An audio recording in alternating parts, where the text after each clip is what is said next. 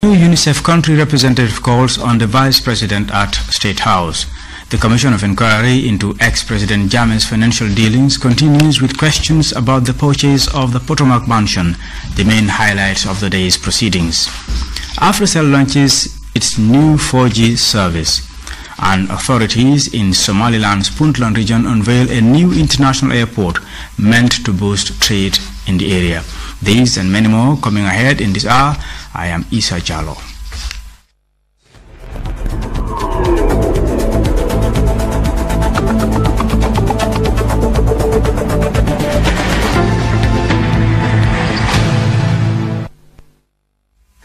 The new UNICEF representative to the Gambia, Sandra Latouf, Tuesday paid a courtesy call on the Vice President and Minister of Women's Affairs, Aja Fatoumata Jallow Tambajang.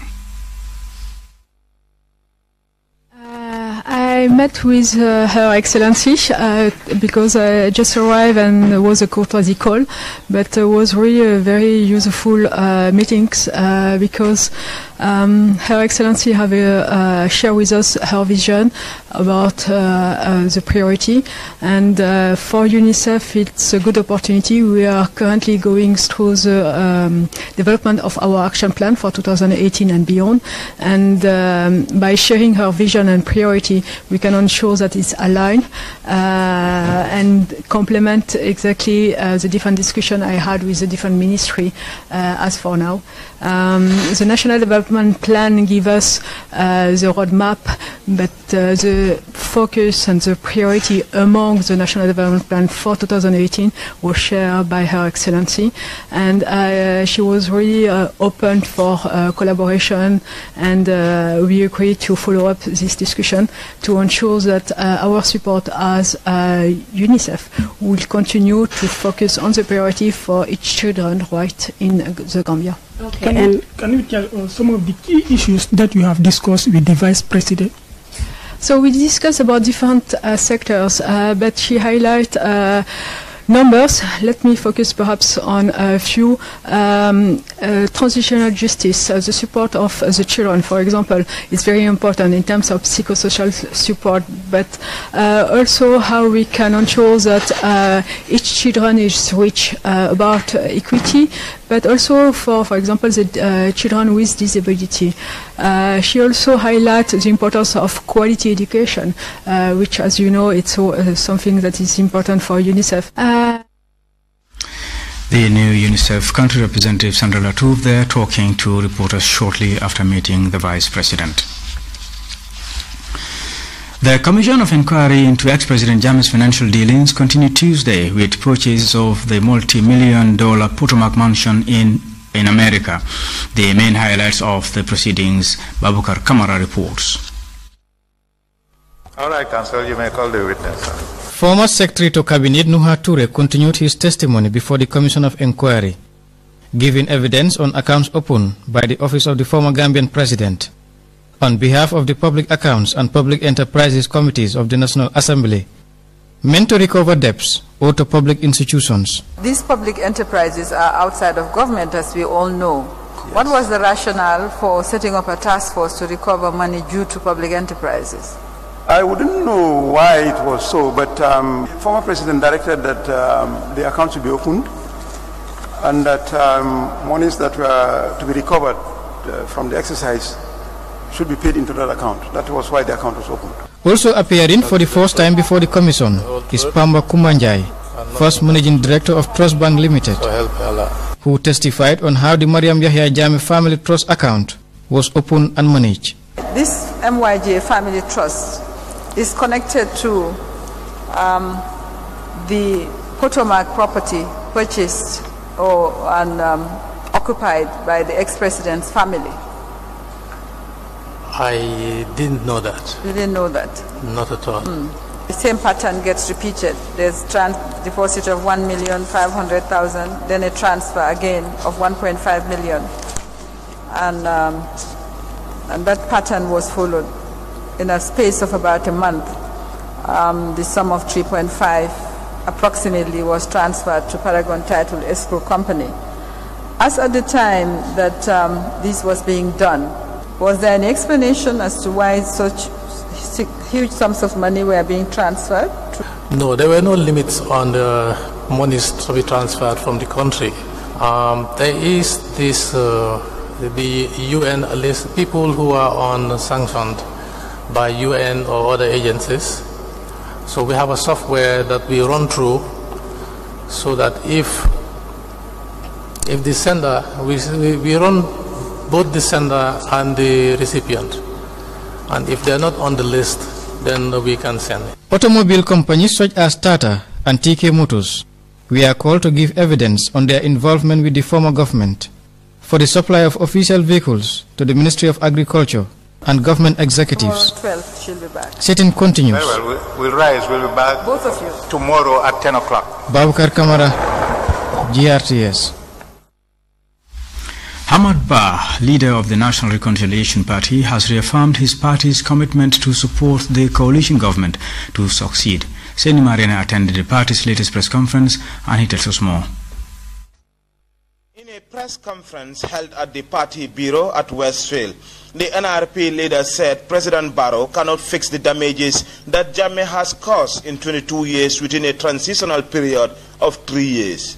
Our party been 100% committed to supporting the coalition government at every level of it. And we are committed to supporting the Barrow-led coalition government. We believe that that is the best solution for this country for the next 5 years. Hamad Bah also reacted to critics for calling on Barrow to resign after 3 years, saying the mess inherited cannot be cleaned in 3 years. Somebody telling you 3 years for Barrow is a joke of the highest order. And let me tell you, yes, there was a gentleman agreement, but was this gentleman agreement put on pen and paper? We are saying he cannot move an inch.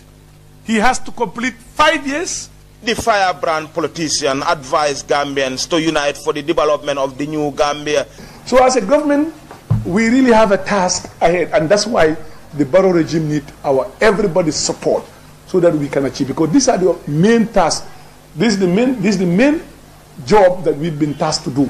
That is to reform, adjust, correct the wrongs, and then put the Gambia on a very solid footing for a democratic system of government.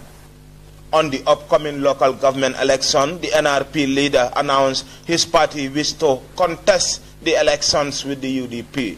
We also intend to work out our programs so that we will participate effectively in the coming national local council election. We will work with coalition members, particularly the United Democratic Party. He also spoke of their intentions to increase female participation in elections and decision-making positions in the NRP by 35%. We are also conscious of what we call gender balance as a party.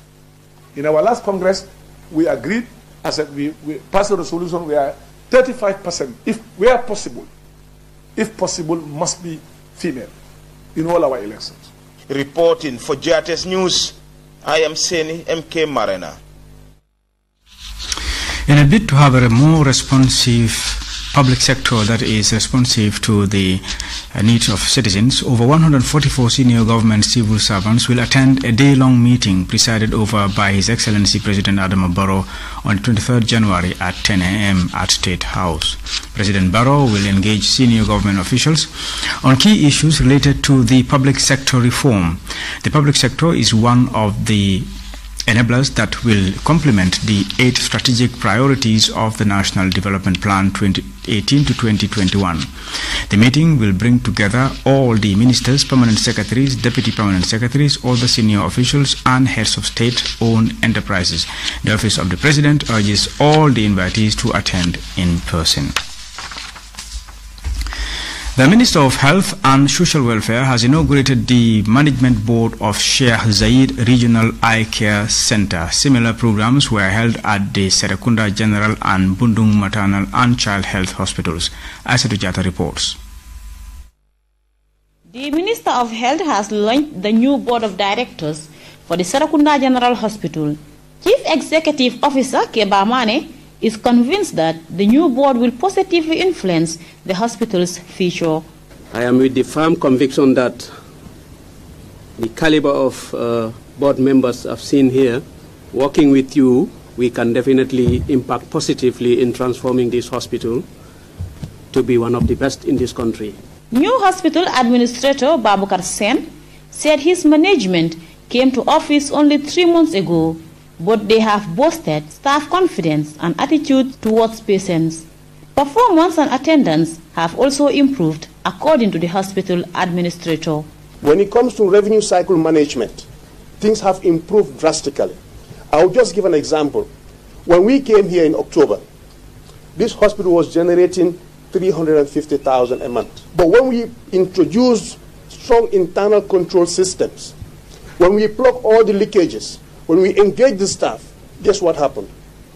Revenue generation rose from 350 to 850,000. What that tells you mathematically is that this hospital on average was losing 450,000. If you multiply that by 12, that's 4.5 million. Dr. Muhammad Kabiri Cham is the new board chairman for the Serekunda General Hospital.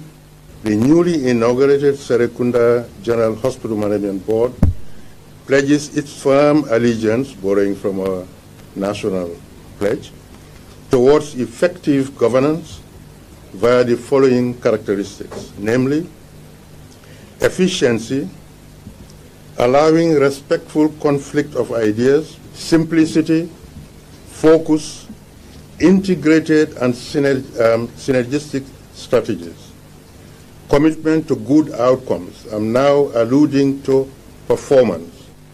Dr. Cham assured the hospital management that they will work tirelessly to meet the requirements and the needs of the public, and noted that health financing must be a priority.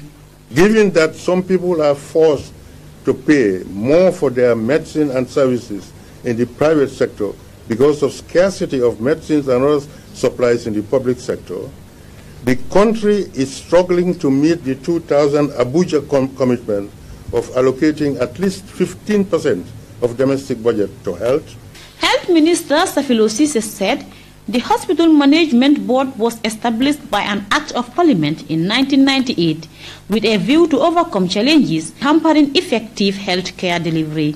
Their duties normally include the following, but not limited to them: to monitor the affairs of the hospital for which it was established, to formulate and determine policies in respect of the hospital, to consider policy issues referred to by the minister, to approve the annual budget of the hospital, to prepare the annual report of the hospital's activities, to help mobilize additional resources and to maximize cost recovery potential of the hospital, and to help improve the efficiency of resources management and services of the hospital.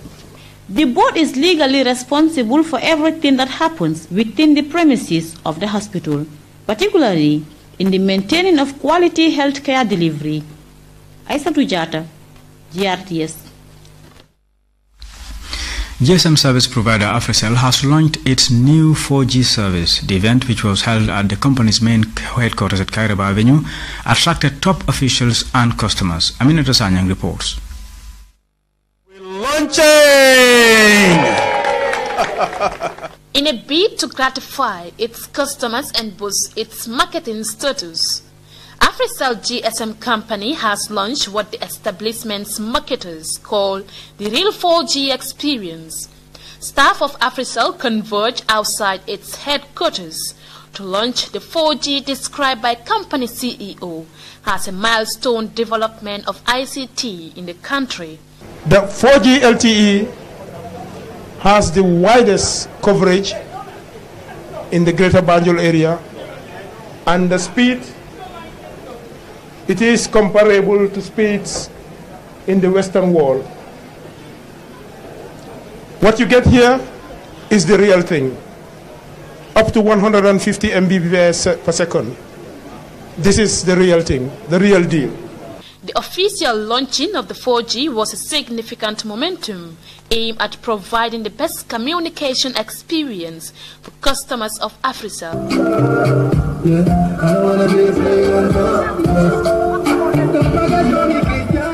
Mostly regarded as a leading GSM in marketing, more publicity activities are now being lined up to ensure smooth and effortless customers' usage of the Africell line.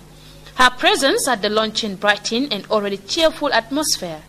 Sona Jobate elegantly graced the occasion, making the momentum memorable for both customers and staff. A big congratulations to AfriCell for all the hard work you've been doing over the years.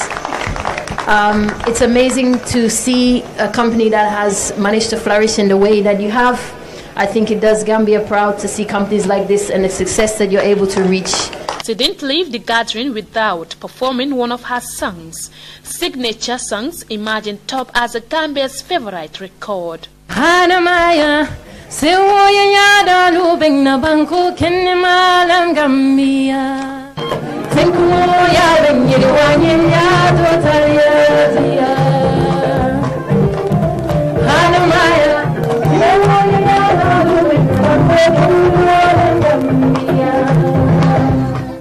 Reporting for GRTS News, I am Aminata E. Sanyang. We will be back with the sports news after this break.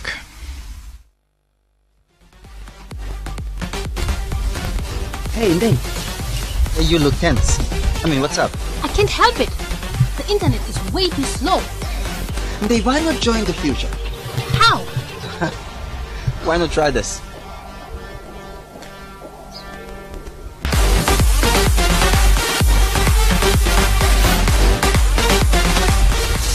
Wow, that was really fast. Thank you. No, thank you, sir. For the first time in the Gambia, QCell subscribers can now enjoy 4G LTE on their 4G-enabled mobile phones. At Kaiba Avenue, Senegambia, Bluefoot, Banjo, Bakau, and Sukuta. This means that you can now connect faster than ever before with 4G LTE speed. QCell has a wide selection of 4G LTE mobiles, dongles, and MiFi routers. QCell's 4G LTE. To subscribe, dial *335#. For more information, call 111. QCell, Sunyu SIM, Sunyu Boss. We innovate. Orders follow. Terms and conditions apply. réew doomi réew ma ñoo koy doxal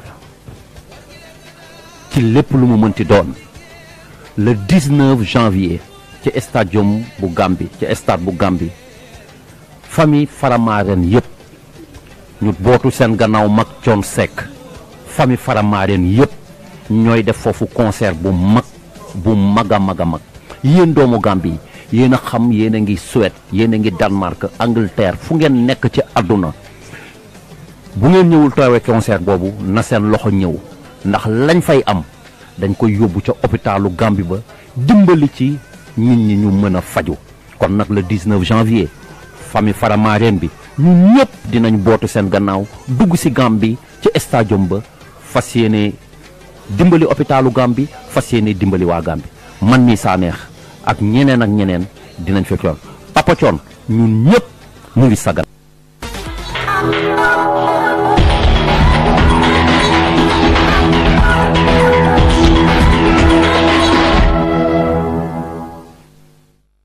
Welcome back. And in sports, Uganda national football team's head coach Sebastien Desabre has named his 25-man squad for the African Nations Championship in Morocco this month. It is the Frenchman's first assignment since taking over the coaching job. Leon Sisange reports. Sebastien Desabre has been at the helm of Uganda's coaching job for under a week now, and it has been days of work for the players and the coach himself. We start to put my role on the field, and I think it's very nice to go in camp outside the country to work on the cohesion. It's nice, but we are very focused on the first game. Desabre's first assignment comes in the Continental Nations Championship.